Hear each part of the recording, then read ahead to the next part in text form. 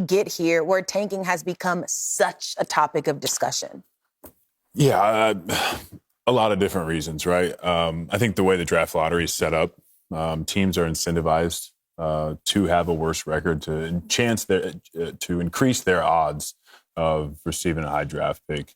So that's one. I think protected picks have sort of played a hand in some of this. The NBA is great because of the fans, right? Like the fans love this sport. They appreciate the sport. The players are a huge part of that.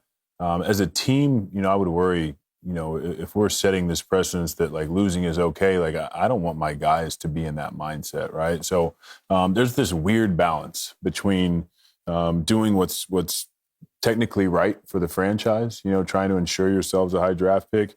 But at the end of the day, like, this game is beautiful because it's competition and it's competitive. And when fans feel like a team is purposely not being competitive, I think it puts a cloud over the game. So I think something has to change, whether that's through the draft lottery process or through the CBA, however it is. I don't have the answers. I'm not smart enough to do that. But I see the problem.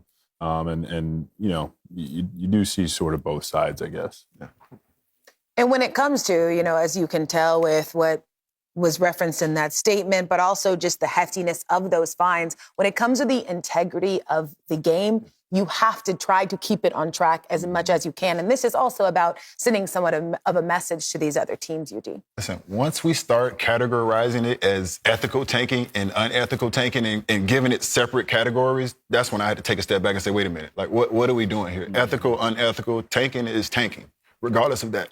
And yes, they did win the game in Miami because your young guys came in and they played their butts off, but you sat your starters. So just understand the lines that are being blurred here. Your young guys went out and they played well. Shout out to those young guys. I watched that game. But you sat your starters in a game where you were still in that fight. So there is a situation where the lines are getting blurred every single time. And just it's almost like a situation where the league makes a rule and we figure out how to break the rule or how to get around the rule every single time. It's like the hackers and all that. So I feel like at some point there needs to be a stand taken by the league, and it needs to be serious punishment for these kind of actions. Like not just a slap on the wrist. There needs to be serious punishment. Yeah, I agree with you, D. I'm not quite sure if going forward just a money fine is enough, or we need to go heavier into it. This is just a problem. It's been a problem for a long time, and I think the biggest issue now, maybe last couple games here and there, you want to jockey for a better position, but not in February. The first week in February, we still have 30+ games to go. So it's super tough to watch, and I don't have all the answers either. But we definitely need to sit together and come up with solutions for the future.